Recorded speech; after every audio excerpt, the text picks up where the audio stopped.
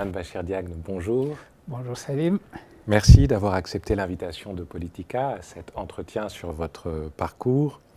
Vous êtes professeur de philosophie à l'Université Columbia aux États-Unis et depuis près de 40 ans, vous constituez une œuvre dans les domaines notamment de la logique, de la philosophie africaine, de la philosophie islamique, dont l'une des unités tient à la conciliation qu'elle exprime et qu'elle réfléchit de l'universalité de l'humanité et de l'esprit d'une part, et d'autre part de la diversité de leurs histoires et de leurs situations. Vous nous recevez à l'Institut d'études avancées de Nantes, où vous êtes actuellement en résidence pour des recherches sur le thème de la traduction. Ma première question portera sur votre jeunesse. Vous êtes né en 1955 à Saint-Louis, au Sénégal, où vous vivez jusqu'au baccalauréat. Vous étudiez ensuite en France, en classe préparatoire au lycée Louis-le-Grand, à Paris, puis à l'École normale supérieure de Paris, où Louis Althusser et Jacques Derrida enseignent alors, et où vous vous orientez vous-même vers l'enseignement de la philosophie, passant l'agrégation en 1978. Comment l'expérience de ce passage du Sénégal à la France a-t-elle influé sur votre désir de philosophie ? Permettez-moi d'abord de dire très rapidement à quel point je suis heureux de vous recevoir, vous Salim, parce que nous nous connaissons depuis longtemps, nous avons quelques complicités dans le travail que nous menons, en particulier dans le domaine de la philosophie africaine.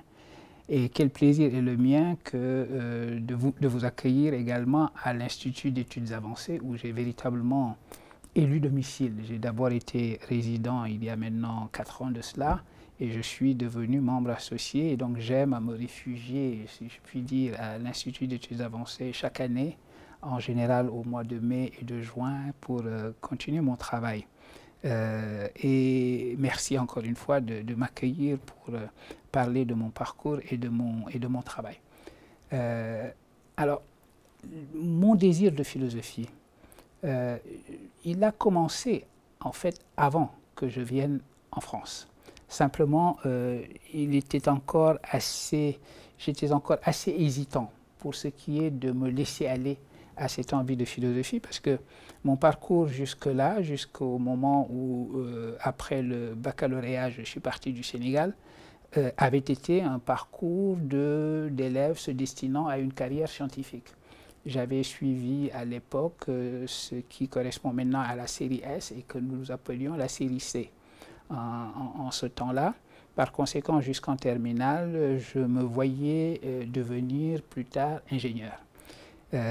Il faut dire cependant que tout en étant dans une série scientifique, comme certains de mes camarades, j'étais également dans des classes avec beaucoup de latin, beaucoup de grec, donc beaucoup de disciplines classiques. Et j'avais eu quelques reconnaissances dans ce domaine-là, puisque au concours général en première, j'avais eu quelques prix dans ces domaines des humanités. Par conséquent, et surtout, il y avait Sartre. Voilà le nom qu'il me faut prononcer dès lors que je parle de mon envie de philosophie, parce que Sartre est probablement le premier philosophe que j'ai connu, dont j'ai lu certains textes, en commençant d'ailleurs par le théâtre, et parce que je trouvais ces livres dans la bibliothèque paternelle. Et donc, je crois que c'est là que mon envie de continuer à lire des textes de cette nature et à réfléchir aux questions que ces textes-là posaient a commencé à se manifester et à progressivement m'envahir, dirais-je. Mais il n'en demeure pas moins qu'après mon baccalauréat et même jusqu'au moment où je suis arrivé à l'aéroport de Paris, j'étais encore très hésitant puisque j'avais dans ma poche une lettre d'acceptation qui m'aurait amené à l'INSA de Lyon, l'Institut national des sciences appliquées, et l'autre lettre d'acceptation qui m'accueillait, qui me donnait hospitalité à l'Hippocagne du lycée Louis-le-Grand. Et finalement, après moult tergiversations, je suis allé à l'Hippocagne du lycée Louis-le-Grand et je m'en suis bien trouvé. À ce moment-là, j'avais fait la paix avec moi-même, j'avais surmonté mes hésitations Et j'avais décidé donc de tenter l'aventure des classes préparatoires et de tenter l'aventure de l'école normale supérieure. Et alors, pour expliquer très rapidement l'influence qu'avait exercée sur moi la pensée sartrienne, je dois dire qu'elle était d'abord une pensée tout à fait fascinante, surtout quand on commence par son théâtre, je crois. Et puis, deuxièmement, cela me semblait correspondre à ce qui, à l'époque, était, disons, mes orientations politiques. Une gauche qui se reconnaissait donc dans la pensée de Sartre. Il me semblait qu'un engagement en philosophie pouvait constituer un prolongement naturel de ce qui était à l'époque mes réflexions et mes orientations politiques. Et vous menez vos premières recherches dans le domaine de la logique et sur l'œuvre de George Boole. Vos thèses de doctorat de 3e cycle, puis de doctorat d'État, toutes deux à l'université Paris 1, sous la direction de Jean Toussaint de Santi, étaient intitulées, pour la première soutenue en 1982, de l'algèbre numérique à l'algèbre de la logique, et pour la seconde soutenue en 1988, philosophie symbolique et algèbre de la logique, les lois de la pensée de George Boole. Vous avez consacré un livre à cet auteur, Boole, 1815-1864, L'oiseau de nuit en plein jour, paru en 1989, et vous avez publié une traduction de ces lois de la pensée en 1992. Qu'est-ce qui vous a orienté vers ce domaine et vers cet auteur, et que signifie l'oiseau de nuit en plein jour? Alors, justement, je viens de vous parler des hésitations qui avaient été les miennes lorsqu'il s'est agi de choisir une voie, de suivre une trajectoire et de commencer à envisager une carrière. Et je vous ai parlé de mon hésitation qui se situait entre mathématiques et philosophie. Une fois que je suis entré à l'école normale supérieure, et comme je vous ai dit, j'avais véritablement décidé de faire carrière en philosophie, de suivre ma passion pour la philosophie et d'en faire mon métier également. Restait à savoir dans quelle voie j'allais m'engager pour ce qui était de mes recherches. J'ai commencé par travailler sur Nietzsche. J'avais fait un mémoire de maîtrise sur Nietzsche, où j'avais regardé, ça s'appelait les catégories économiques dans la généalogie de la morale de Nietzsche, où j'avais une approche, une lecture de toutes les métaphores économiques que l'on trouve effectivement dans la généalogie de la morale de Nietzsche. J'avais ensuite, pour un travail de DEA, que j'ai conduit l'année où je passais l'agrégation de philosophie, là je m'étais intéressé au débat qui avait cours à l'époque sur la question de la philosophie africaine, et j'avais lu le livre de Paulin Ontonji qui remettait en question ce qu'il appelait l'approche ethnophilosophique de la question de la philosophie, et j'avais donc rapidement écrit un petit texte qui avait été mon mémoire de DEA, où en gros je disais tout mon accord avec l'approche de Paulin Ontonji. Donc il y avait encore ici une sorte d'incertitude sur ce qu'allait être la direction de mes recherches. Et après l'agrégation de philosophie, au fond, mon inclination vers les mathématiques s'est à nouveau réveillée, j'allais dire, et j'ai décidé, un peu sur un malentendu, mais nous décidons toujours nos sujets de thèse sur des sortes de malentendus, de travailler sur la manière dont ce mathématicien, logicien, autodidacte anglais, George Boole, avait organisé la rencontre entre la logique classique de tradition aristotélicienne et l'algèbre non numérique, l'algèbre universelle comme on pourrait l'appeler, qui s'était développée en Angleterre à son époque. Et sur ces entrefaites, donc c'était juste après avoir terminé l'agrégation, je suis allé, j'ai profité du programme d'échange qui existait entre l'ENS de la rue d'Ulm et Harvard, et j'ai fait le voyage d'Amérique, le voyage de Harvard, où j'ai rencontré Hilary Putnam. Et Hilary Putnam m'a donné l'orientation décisive vers les écrits mathématiques de George Boole. Il m'a donné très rapidement d'ailleurs des conseils qui se sont avérés extrêmement importants pour moi quand il s'agissait de préciser véritablement ce que je voulais faire avec George Boole. Et c'est donc quand j'étais à Harvard, pendant l'année que j'ai passée à Harvard en 79-80, que je me suis véritablement engagé dans cette thèse. Parallèlement à mon travail de thèse sur Boole et l'algèbre de la logique, j'avais d'ailleurs recommencé des études de mathématiques et j'ai passé à l'université de Paris 5 sous la direction du professeur Roger Martin et de son équipe, à la fois un certificat en logique et également des certificats en algèbre. Voilà, donc j'avais trouvé là le moment, le moyen de réconcilier mes deux envies en philosophie et en mathématiques. Et c'est donc tout naturellement que j'étais allé voir Jean Toussaint de Santi, le professeur Jean Toussaint de Santi, tout qui pour ceux qui ont été ses disciples et ses admirateurs, parmi lesquels je me compte, et aussi le professeur Ernest Koumé, grand historien des sciences, et donc Jean Toussaint de Santi, Ernest Koumé, mais aussi Claude Imbert du boulevard Jourdan, puisqu'à l'époque il n'y avait pas encore eu la fusion entre le boulevard Jourdan et la rue d'Ulm.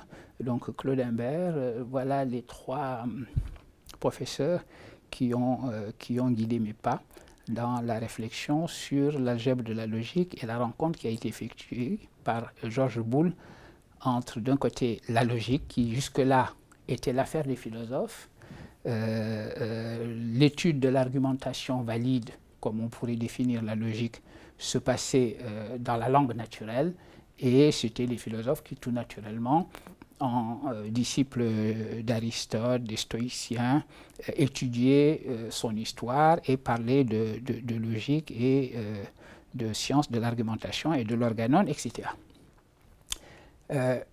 Tournant du milieu du XIXe siècle en Angleterre, il y a un développement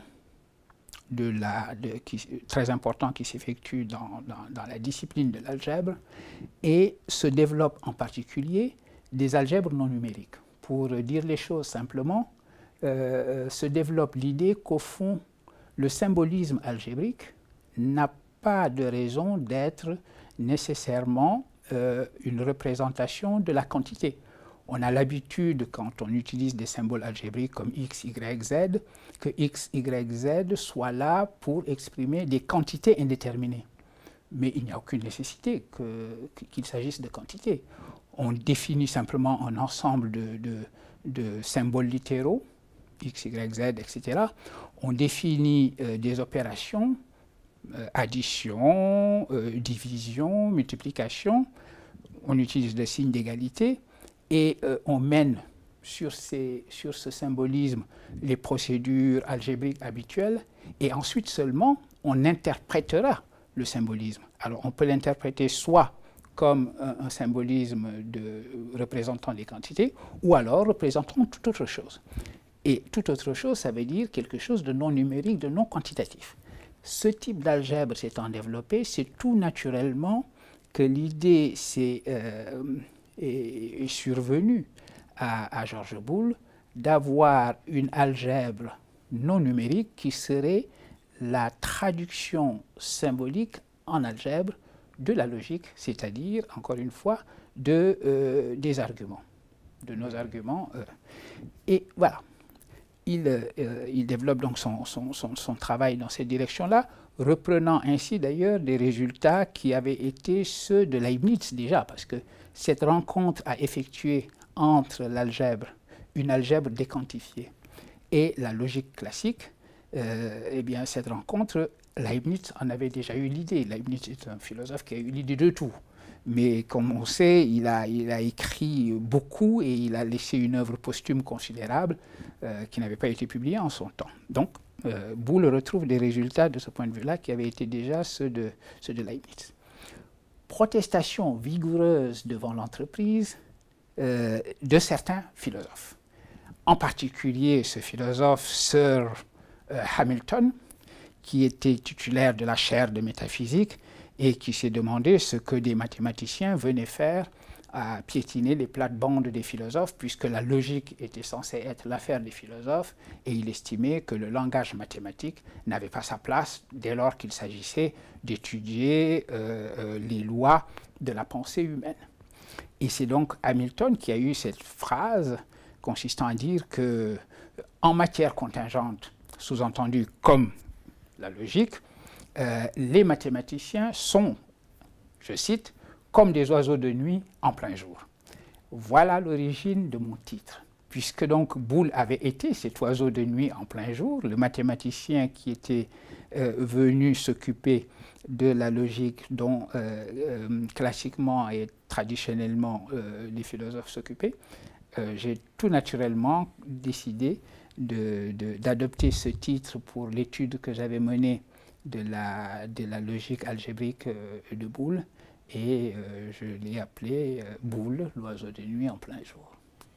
Vous réalisez ces premiers travaux en grande partie au Sénégal déjà, où vous revenez en 1982 pour enseigner à l'université Cheikh Anta Diop pendant 20 ans. C'est une période d'intense activité intellectuelle, institutionnelle, politique aussi. Vous définissez de nouveaux thèmes de recherche. Vous publiez par exemple en 1996 The Cultural Question in Africa avec Henri Ossébi. Vous exercez la fonction de vice-doyen de la faculté des lettres et sciences humaines de l'université Cheikh Anta Diop de 1992 à 1996. Vous êtes nommé conseiller pour l'éducation et la culture du président de la République du Sénégal, Abdou Diouf, de 1993 à 1999. Comment caractérisez-vous vous-même cette période et comment caractérisez-vous la cohérence de ces intensités intellectuelles, institutionnelles, politiques? Vous avez raison de dire, et l'énumération que vous venez de faire des travaux que j'ai menés, mais également des responsabilités qui ont été la mienne, montre ce qu'a été l'intensité de cette période pour moi. Comme je l'ai indiqué, après mes études donc en France, après la fin de ma scolarité à l'École normale supérieure, j'ai décidé de rentrer au Sénégal avec l'idée de développer dans le département de philosophie où je venais d'être engagé comme assistant stagiaire. À l'époque, nous étions encore dans la vieille nomenclature. J'étais assistant stagiaire pour 1 an, puis assistant, puis maître assistant. Alors, comme assistant stagiaire, j'avais décidé de créer véritablement un enseignement en logique, en histoire de la logique mathématique, en philosophie des sciences de manière générale. C'était ça le but qui était le mien au moment où je suis rentré au Sénégal. C'est ce que j'ai fait.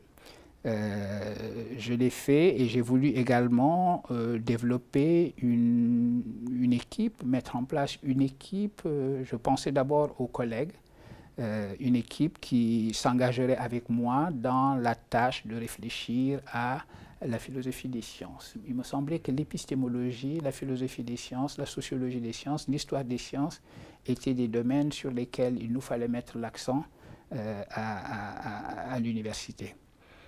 J'avais peu de collègues qui allaient dans ces directions-là, leurs recherches allaient dans des directions différentes. Et je me souviens d'une conversation que j'ai eue avec un de mes collègues, Aloïse Raymond Ndiaye, qui à l'époque était chef du département de philosophie. Il m'a dit, mais écoute, c'est très simple, prends le temps de créer toi-même cette équipe-là par ton enseignement. Et il avait raison. Il avait raison. C'est ce que j'ai fait au fil des années, entre les années 82, puisque je venais de commencer à la rentrée de 1982 mes enseignements, jusqu'au début des années 90, où j'avais effectivement à ce moment-là formé un certain nombre d'étudiants dans les domaines, dans les domaines que je viens de citer.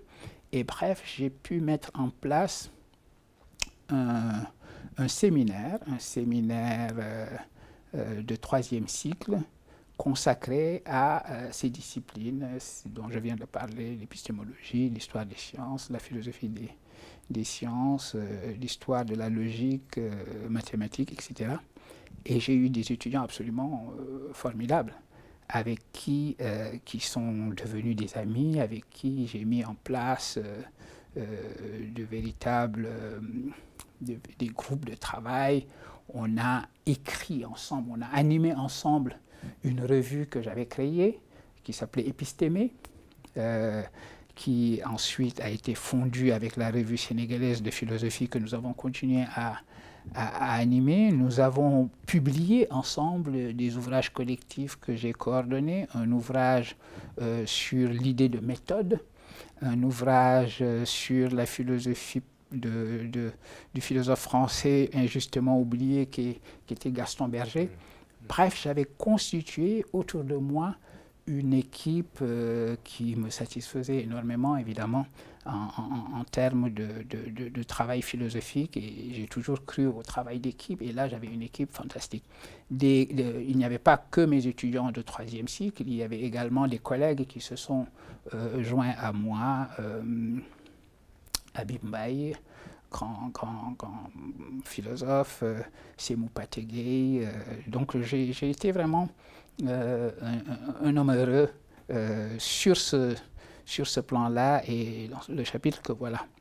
Ce qui fait que lorsque en 1993, le président Abdou Diouf a fait appel à moi pour être son conseiller à l'éducation et à la culture, j'ai eu beaucoup d'hésitation, évidemment. Je ne voulais pas quitter l'université et très vite, il est apparu clairement que le président lui-même se satisferait parfaitement d'un conseiller qui serait à la présidence, mais qui garderait également un pied, plus qu'un pied d'ailleurs, à l'université, puisque je n'ai pas diminué d'une seule heure ma charge de travail à l'université pendant que j'étais conseiller à la présidence d'Abdou Diouf. Ça a duré 6 ans, pendant lesquels j'avais énormément de responsabilités. J'en avais à la présidence de la République, j'avais la responsabilité première de mes enseignements et de mon séminaire, comme je l'appelais.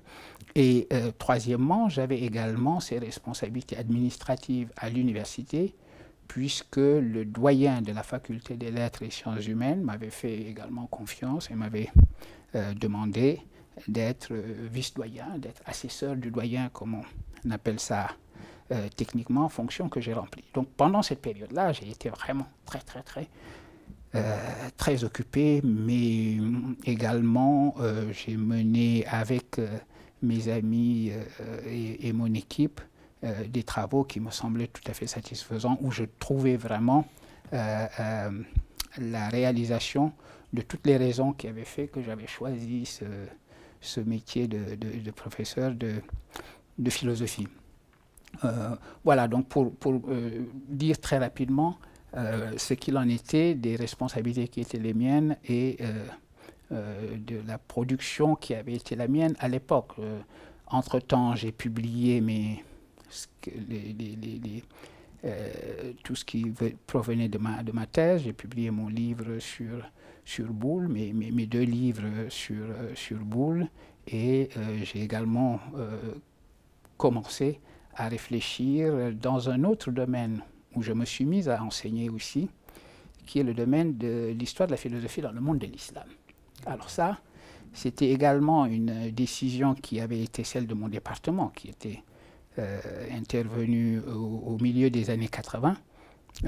Étant donné toute la situation géopolitique où l'islam était engagé, où nous avons pensé qu'il était nécessaire dans un pays comme le nôtre, c'est-à-dire un pays musulman, à 95% musulman, de donner un enseignement qui pu rappeler une tradition philosophique en islam, c'est-à-dire une tradition de scepticisme constructif, une tradition de rationalisme, une tradition de questionnement, etc. Ça nous semblait extrêmement important. Aucun de nous n'était vraiment spécialiste de ce domaine, si on appelle spécialiste celui qui a étudié un domaine particulier et qui a écrit mémoire ou thèse dans ce domaine-là. J'avais eu un background familial, comme on dirait en bon français, une sorte de culture familiale qui me permettait d'utiliser la familiarité qui avait été la mienne avec la littérature théologique et philosophique dans le monde de l'islam pour tenir ce poste au départ de manière provisoire en attendant que l'on ait un vrai spécialiste de la philosophie islamique. Nous n'avons jamais eu ce spécialiste puisque nous étions en pleine période d'ajustement structurel sous le diktat de la Banque mondiale et du Fonds monétaire international. Et comme vous savez bien, il fallait maintenir la masse salariale, c'était le grand élément de langage de l'époque. Et donc, voilà. Donc, sur un certain nombre d'années, j'ai pu moi-même me cultiver dans ce domaine, me former dans ce domaine. Et j'ai commencé à diversifier mes publications qui n'étaient plus seulement dans le domaine de l'histoire de la logique algébrique, mais également dans le domaine de l'histoire de la philosophie en islam. Cette période-là a été aussi marquée vers la fin par le deuil. L'équipe que j'avais mise en place a fondu d'une certaine façon. Elle a été frappée par un certain nombre de malheurs. Un de mes amis, un de mes anciens étudiants qui avait fait une magnifique thèse avec moi sur la philosophie de la physique, s'est tué dans un accident de voiture. Ça a été un drame qui m'a beaucoup secoué. Et pratiquement coup sur coup, un de mes collègues, je viens de parler tout à l'heure de Habib Mbaye. Habib Mbaye est mort d'un cancer foudroyant à un moment donné. Un autre membre de mon équipe, qui lui était un coopérant français, professeur de philosophie au Sénégal, a été rappelé par la France et est rentré en France. Donc en très peu de temps, mon équipe s'est un petit peu défaite. Et c'est sur ces entrefaites-là que j'ai été invité à aller aux États-Unis et d'abord dans un premier temps comme visiting professor pour faire des allers-retours et ensuite de manière plus permanente. Ça, c'est l'une des raisons qui ont fait que j'ai pu considérer puis accepter de faire prendre cette nouvelle direction à ma trajectoire. Ça avait été cette expérience un peu d'avoir eu le sentiment que quelque chose que j'avais construit, c'était quelque peu délité et défait. Une autre raison était la mauvaise santé dans laquelle se trouvait l'université. Comme j'ai dit tout à l'heure, j'ai eu une période rose. Ma période rose, ça a été vraiment cette période où j'avais l'impression qu'il y avait une bonne productivité, une bonne créativité de l'équipe que j'avais réussi à construire. J'avais véritablement le sentiment de mon utilité pour la philosophie au Sénégal de manière générale. Et ceci a été le cas jusqu'à la fin des années 80. En 89, il y a eu une terrible grève au Sénégal qui s'est achevée par une année blanche. Alors, une année blanche, pour moi, ça n'avait pas de sens. J'ai vécu cela comme un désastre total. Je n'avais jamais eu l'expérience d'une année qui se serait terminée sur la note « cette année ne compte pas ». Cette année aurait pu parfaitement disparaître. Et donc ça a été une expérience psychologiquement douloureuse pour moi, qui a été suivie encore par une deuxième année blanche au début des années 90. Donc l'un dans l'autre, j'avais eu le sentiment qu'au fond, la meilleure manière de garder le feu sacré qui avait fait que je n'avais pas insisté pour rester en France au terme de mes études et que j'avais considéré que rentrer chez moi était la meilleure chose à faire, ce feu sacré s'était quelque peu affaibli, dirais-je. Et donc, lorsque j'ai été invité, dans des circonstances que je vais vous dire tout à l'heure, à aller enseigner à Northwestern University, j'étais prêt à tenter l'expérience parce que je pensais que j'avais besoin de donner un autre rebond, pour ainsi dire, à ma trajectoire. Un mot cependant sur les années que j'ai passées auprès de la présidence, parce que ça c'était quelque chose d'important. D'abord, donc j'ai indiqué les raisons que j'avais eues d'accepter. La première raison étant que ça ne me sortait pas de ce qui était véritablement mon vrai métier, ma vraie passion, c'est-à-dire l'enseignement de la philosophie. Cela aurait pu être un problème, puisque si j'étais conseiller à l'éducation et à la culture du président de la République, que je me trouvais sur le campus, à des moments, par exemple, où les étudiants se mettaient en grève, est-ce qu'ils n'auraient pas vu en moi le conseiller du président en matière d'éducation? Ça aurait pu être un vrai problème. Et là, j'ai eu le bonheur, au fond, de réaliser que mon propre engagement académique, le fait que juste après ma nomination, les journaux avaient dit Souleymane Bachir Diagne quitte l'université pour aller servir à la présidence. Et ensuite, le lendemain, les journaux avaient précisé que je ne quittais pas l'université. Ceci avait favorablement impressionné le monde académique. Mes étudiants, tant que j'étais sur le campus universitaire, n'ont jamais vu en moi, entre les années 1993 et 1999, où j'ai servi dans cette position à la présidence, le conseiller à l'éducation du président de la République. Ils ont toujours vu en moi le professeur Bachir, comme tout le monde m'appelait, professeur de philosophie, et l'un de nous. Et donc, je n'ai eu aucun problème à conjuguer et à avoir mes deux casquettes, y compris sur le campus universitaire. Et c'est autre raison qui m'avait permis d'aller à la présidence. C'était une grande période d'ouverture où il y avait eu un gouvernement très ouvert. Le président Abdou Diouf avait ouvert son gouvernement à ce que j'appelle mes amis, c'est-à-dire quelques différents partis communistes. Je n'ai jamais été dans un parti moi-même, mais je considérais que ceux-là étaient mes amis. Et donc cette ouverture me permettait, sur le plan politique, d'être tout à fait en accord avec moi-même en allant travailler pour le président Abdou Diouf, qui s'est avéré un homme absolument délicieux. Et j'ajouterai un philosophe profond. Le président Abdou Diouf a toujours accepté de porter la livrée du président technocrate, qui avait succédé au poète Senghor. Et en réalité, quand on le connaissait, on se rendait compte que c'était un réflexif, c'est un méditatif, le président Abdou Diouf, et en particulier quelqu'un de très curieux et très animé par des questions spirituelles. Et c'est le genre de conversation que j'ai eu avec lui pendant très longtemps, pendant toute la période qu'a duré mon mandat auprès de lui. On le sait, il a perdu en l'an 2000 les élections qui l'ont opposé à Abdoulaye Wade. Et c'était également à cette même période que moi-même, je me suis senti tout à fait libre sur tous les plans alors de passer l'océan Atlantique et d'aller aux États-Unis.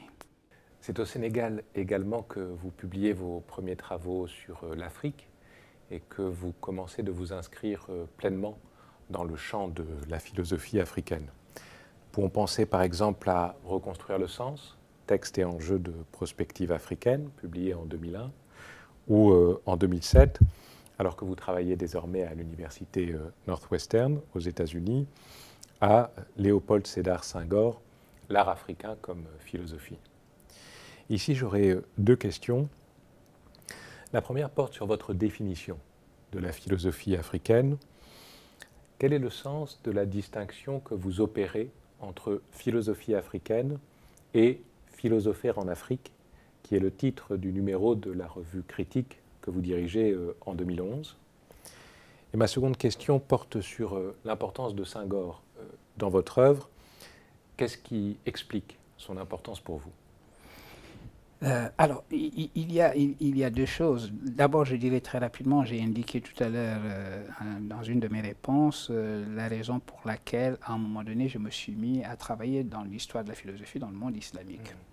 La même chose pour les questions de philosophie africaine. Je ne pouvais pas, étant rentré chez moi, me couper des problèmes qui se posaient, des discussions qui se menaient, en disant simplement non, moi je vais m'occuper de quelque chose de très technique comme l'histoire de la logique algébrique. Et donc le débat dans les années 80 tournait beaucoup encore autour de la question de la philosophie africaine. Qu'est-ce qu'il fallait entendre par philosophie africaine? Et c'est tout naturellement que j'ai pris part à ce débat-là, que je me suis inscrit dans les problèmes que voilà. Et justement, j'ai parlé du mot problème.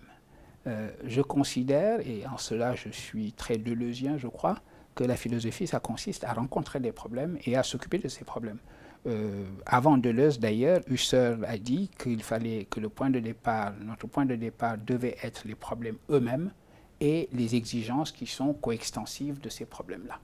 Et c'est la distinction que je fais et qui est une manière pour moi de résoudre la question de la philosophie africaine. Je me suis dit plutôt que de prolonger inutilement une question métaphilosophique, métathéorique sur ce qu'est la philosophie africaine et qu'est-ce qui vaut pour philosophie africaine, dire quels sont les problèmes qui se posent, que nous rencontrons et comment en traitons-nous philosophiquement.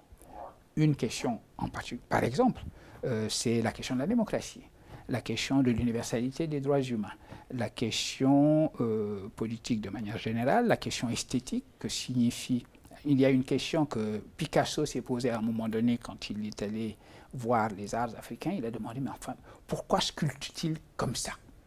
En ayant à l'idée quelle est la logique et quelles sont les raisons qui sont derrière le choix d'une esthétique qui ne soit pas mimétique, où on n'imite pas la nature, mais on la déforme, on la représente autrement, etc.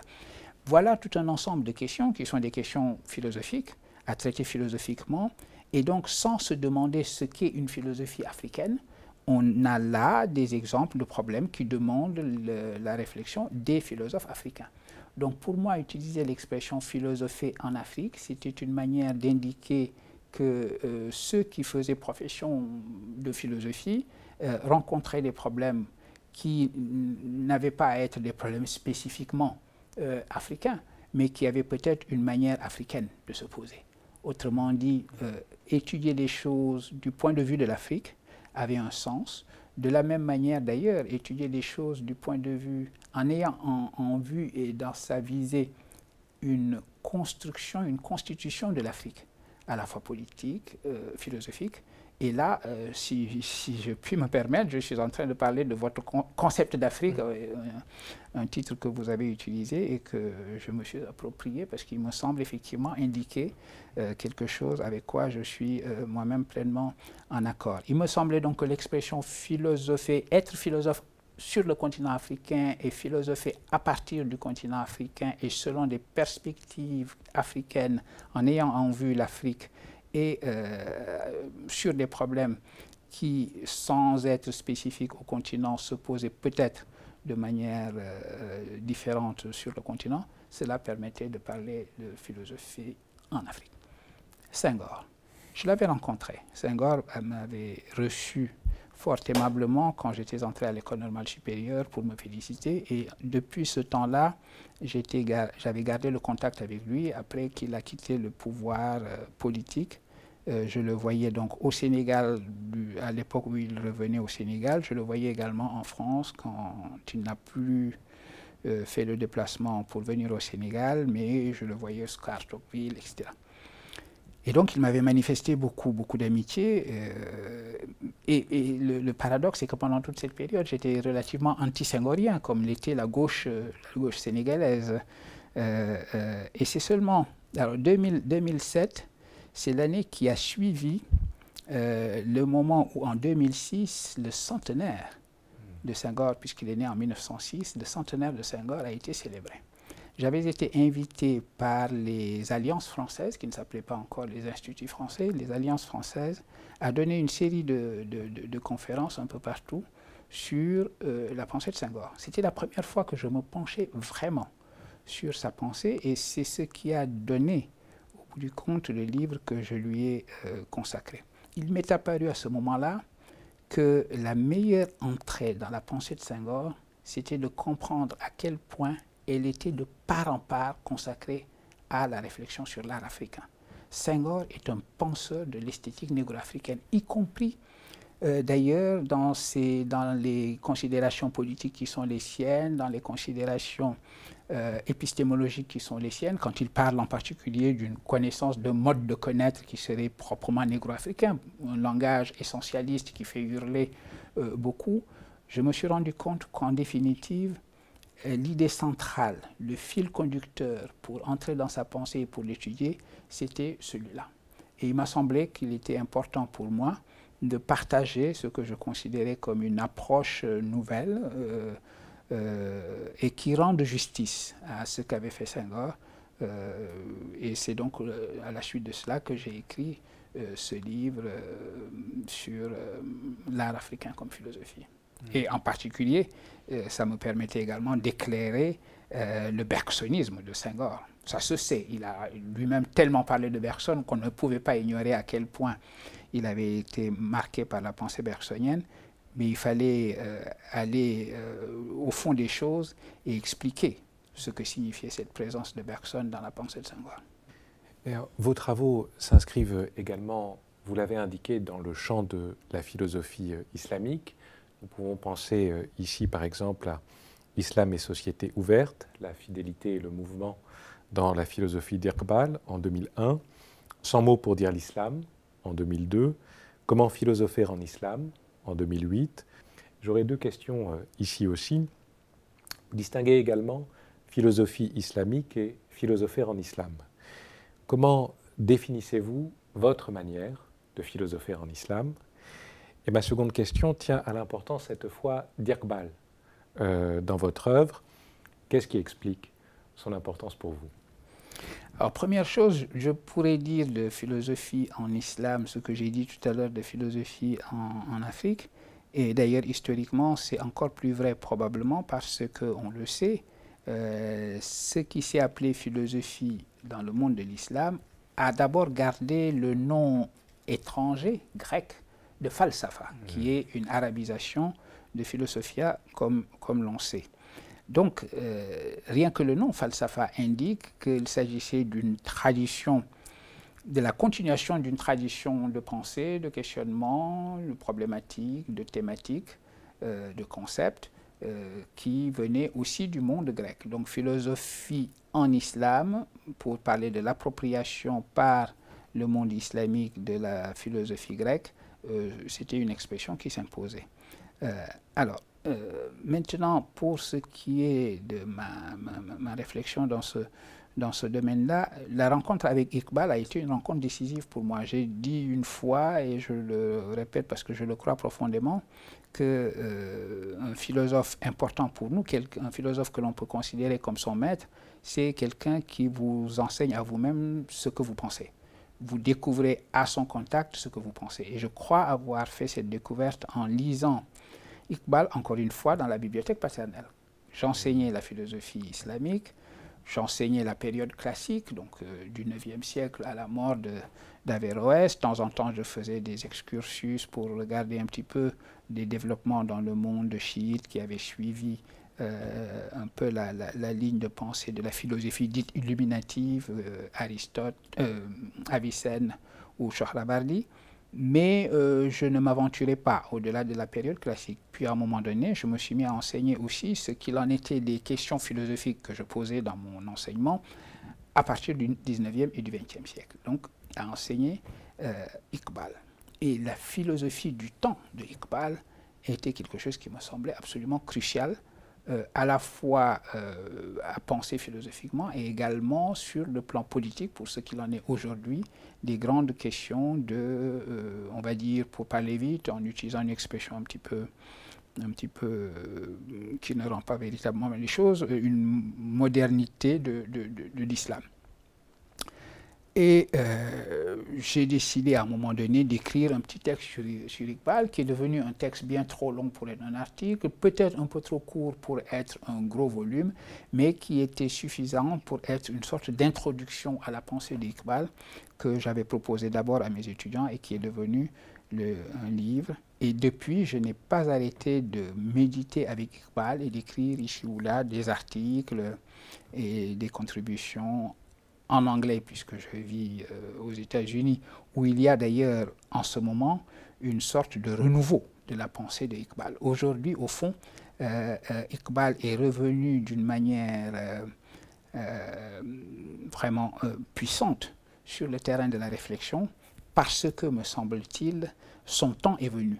Nous vivons un temps où les musulmans en particulier se posent la question de ce que signifie pour la religion islamique embrasser sa propre modernité et renouer avec son propre principe de mouvement, sortir un petit peu de la pétrification intellectuelle qui a été la sienne pendant bien trop longtemps.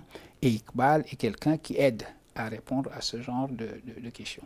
Donc voilà un des motifs de mon intérêt pour lui. Autre aspect, c'est qu'il est lui aussi quelqu'un qui a été en conversation profonde avec Bergson, qu'il a d'ailleurs connu et qu'il a rencontré. Et donc, je me retrouvais dans mon travail dans un triangle qui est le triangle Bergson-Senghor-Iqbal. Voilà un peu les raisons qui font mon intérêt pour Iqbal. Et voilà un lieu, par exemple, où mes centres d'intérêt, que sont la philosophie de Senghor et la philosophie d'Iqbal, se rencontrent en Bergson. J'ai, sur ce plan-là, d'ailleurs, écrit un livre qui a fait suite à une invitation amicale de mon vieux camarade Henri Laurence au Collège de France.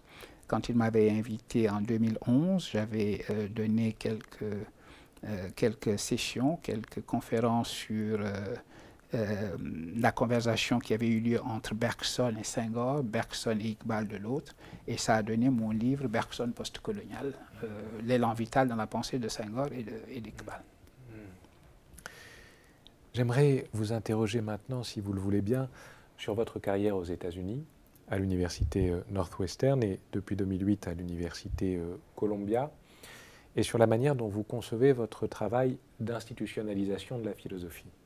Nous avons mentionné vos responsabilités à l'université Cheikh Anta Diop. Vous dirigez actuellement l'Institut d'études africaines de l'université Columbia.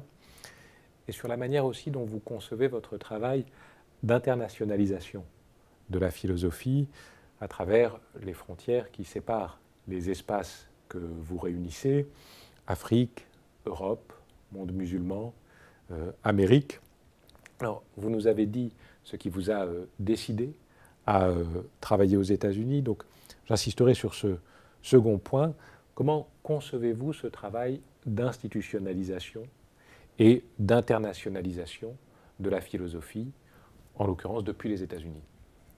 Alors, bon, effectivement, je ne reviens pas sur les raisons qui ont fait que j'ai passé l'Atlantique et je suis allé travailler aux États-Unis.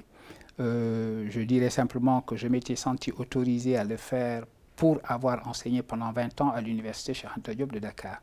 Je ne serais jamais parti si je n'avais pas eu le sentiment d'avoir donné beaucoup, j'espère, à mon pays, dans la mesure où j'avais formé, il s'est trouvé à une époque où j'avais tous les professeurs de philosophie de terminale du Sénégal étaient passés à un moment donné ou à un autre entre mes mains.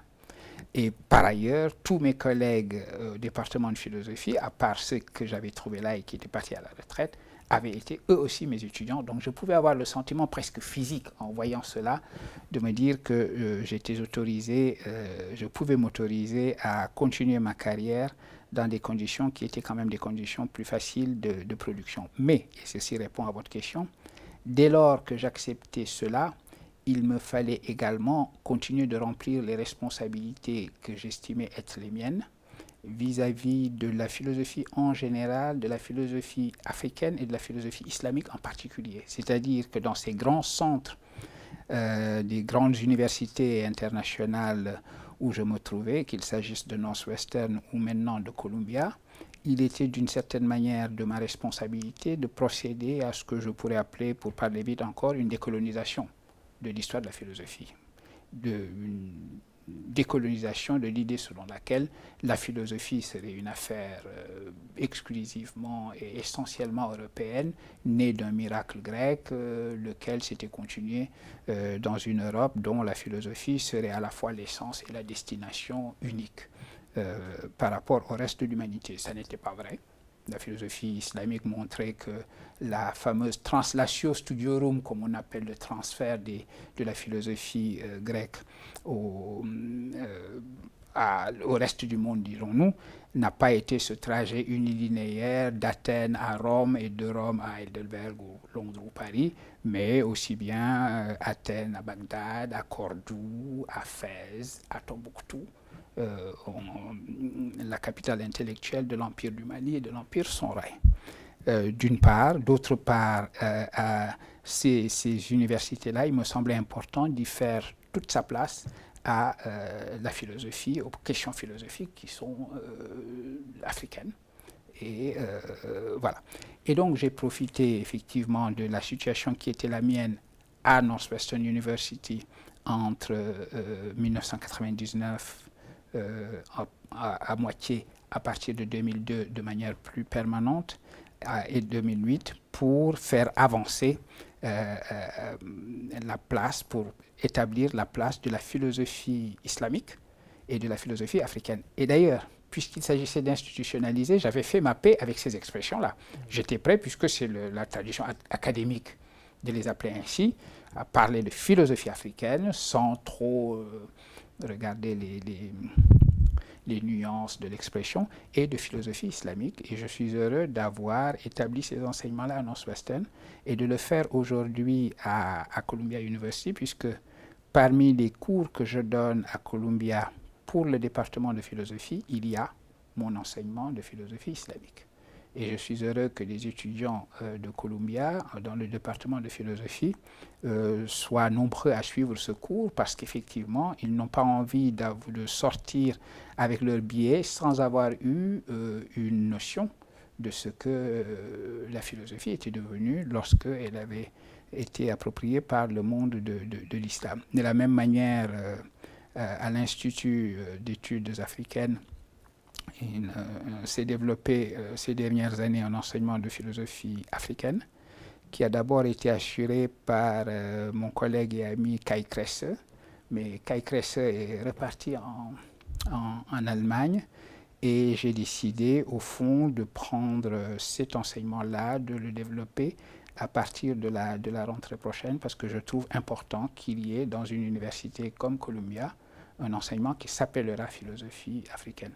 Donc ce travail d'institutionnalisation, il m'a semblé que c'était une responsabilité qui m'incombait dès lors que j'étais maintenant professeur dans les universités prestigieuses américaines. Et cette cartographie des espaces dans lesquels votre trajectoire et votre travail s'inscrivent, en Afrique, dans le monde musulman, en Europe, en Amérique, est une cartographie que vous réfléchissez philosophiquement et à laquelle vous ressourcez la philosophie, ce que votre livre Bergson postcolonial que vous avez mentionné montre avec clarté.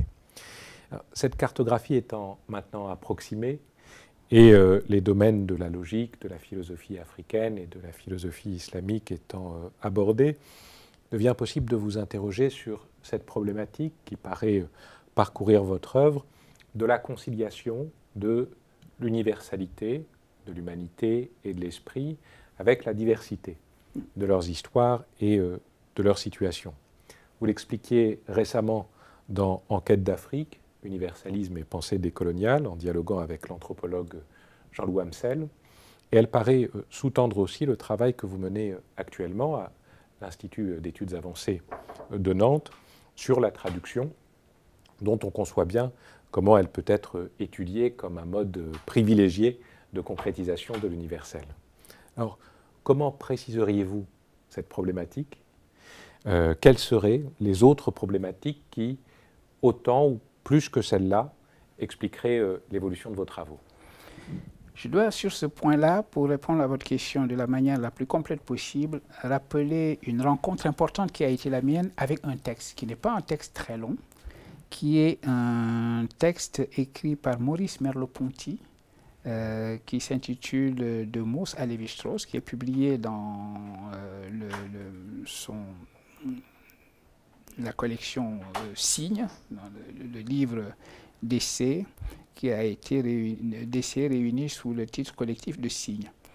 Et il me semble que ce texte de Maurice Merleau-Ponty prend toute la mesure de ce que peut signifier un monde décolonisé, ou on va appeler ça un monde postcolonial.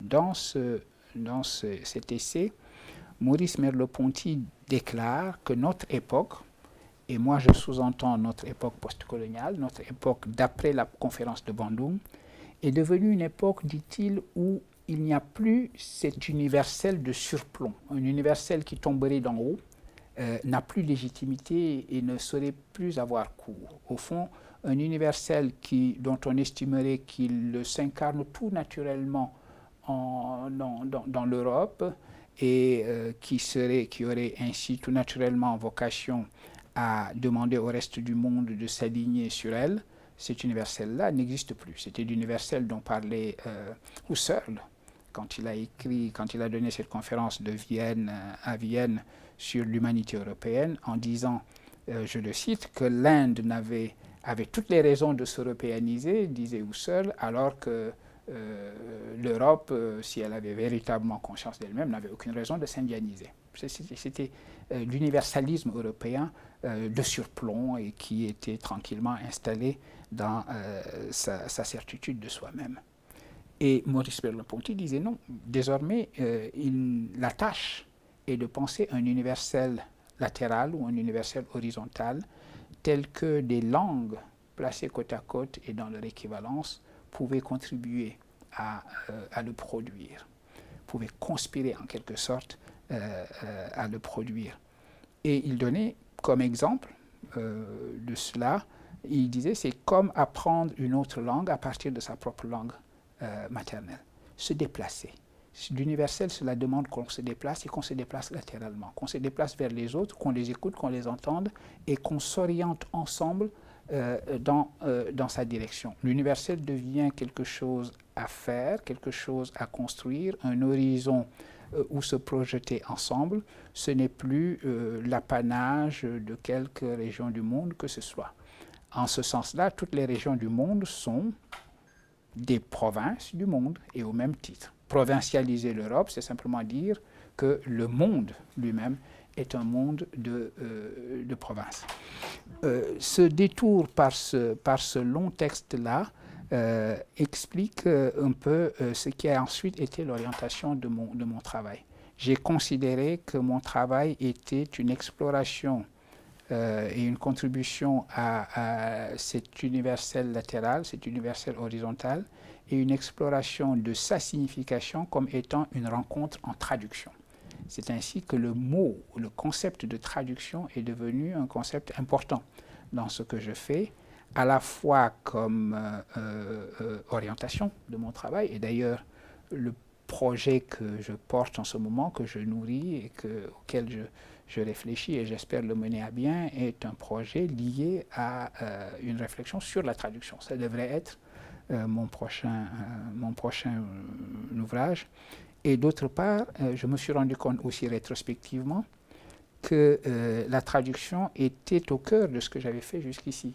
Les trois domaines dans lesquels je travaille, au fond, ce qui fait le lien entre eux, c'est la notion de traduction. Qu'il s'agisse de logique algébrique, j'ai réfléchi à la traduction dans le symbolisme de l'algèbre, qu'il s'agisse de philosophie en islam, j'ai regardé ce que signifiait la traduction de la démarche philosophique grecque dans le monde de l'islam et dans la langue arabe, et qu'il s'agisse des problèmes philosophiques africains, j'ai également regardé ce que pouvait signifier leur traduction philosophique et la réflexion que l'on pouvait mener là-dedans, dans cette direction, tout en tenant compte également d'ailleurs de la nécessité pour ces langues de devenir aussi ou de redevenir des langues de la philosophie, ce qu'elles ont été avant.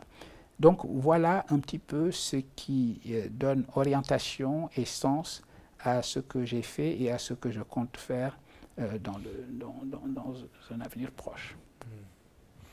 Et ma dernière question portera sur la dimension politique oui. de vos travaux, qui intègrent des problèmes de philosophie politique, qui affirment la responsabilité politique des philosophes. Nous pouvons penser par exemple au titre même de L'encre des savants, réflexion sur la philosophie en Afrique, que vous publiez en 2013.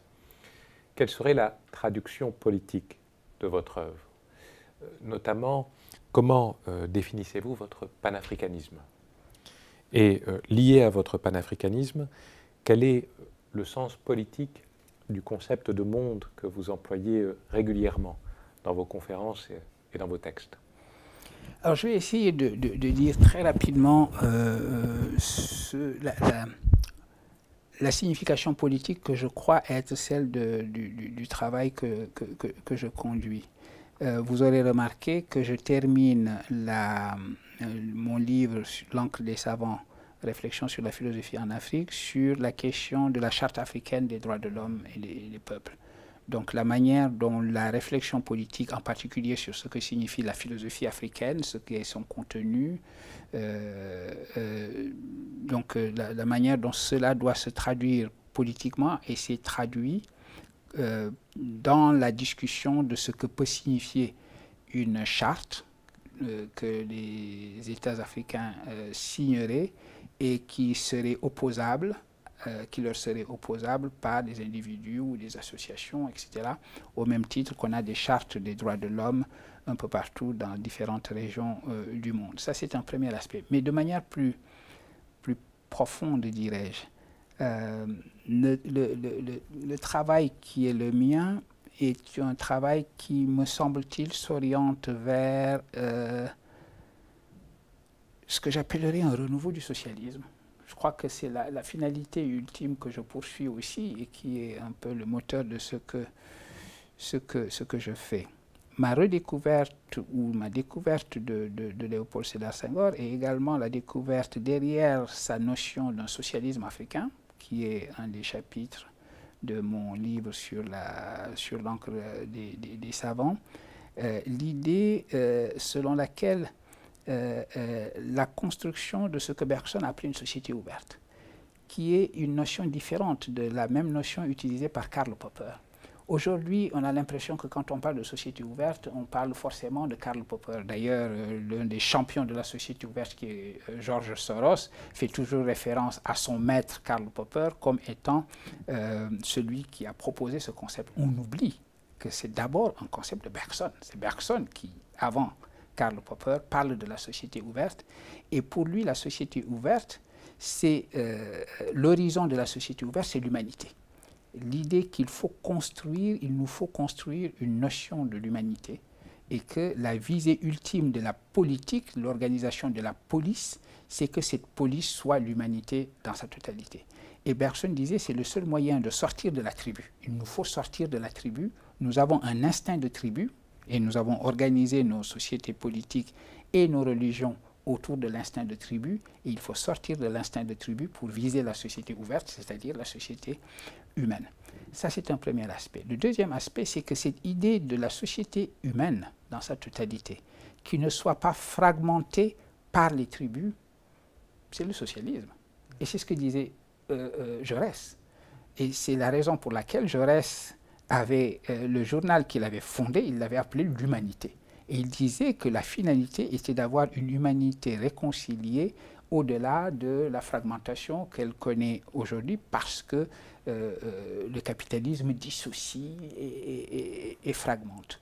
Et donc, mon orientation vers le socialisme africain de Senghor, Bergson, au fond, un socialisme spiritualiste, l'idée qu'il doit y avoir un mouvement de l'esprit humain vers la constitution d'une société humaine, d'une société ouverte, et d'abord la constitution chez chacun de nous de ce que Bergson a appelé l'âme ouverte, je crois que ça s'appelle du socialisme. Et c'est donc pour ce socialisme-là, d'une certaine façon, que je travaille aussi. Et je dirais que c'est la grande finalité, l'horizon, d'une certaine manière politique, de ce que je fais.